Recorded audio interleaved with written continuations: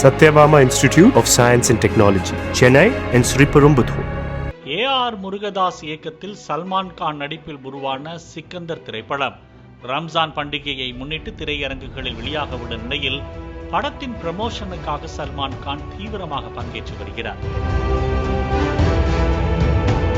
இந்நிலையில் நேர்காணல் ஒன்றில் பேசிய சல்மான் கான், ரஜினிகாந்த் சார், சூர்யா, ராம் சரண் போன்ற தென்னிந்திய நடிகர்களின் படத்தை பாலிவுட் ரசிகர்கள் விரும்பி பார்க்கிறார்கள்.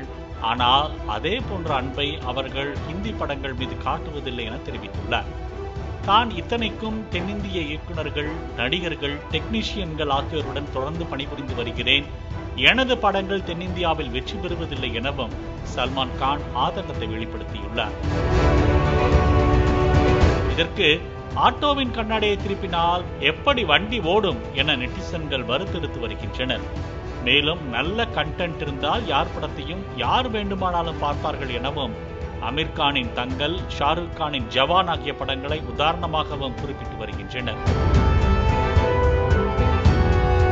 இது ஒரு பக்கம் இருந்தாலும் சல்மான் கான் ஏன் தென்னிந்திய நடிகர் பட்டியலில் எங்களுக்கு பிடித்த நடிகரின் பெயரை கூறவில்லை என சிலர் அவரை சமூக வலைதளங்களில் வசைபாடி வருகின்றனர். Satyabama Institute of Science and Technology, Chennai and Sriperumbudur.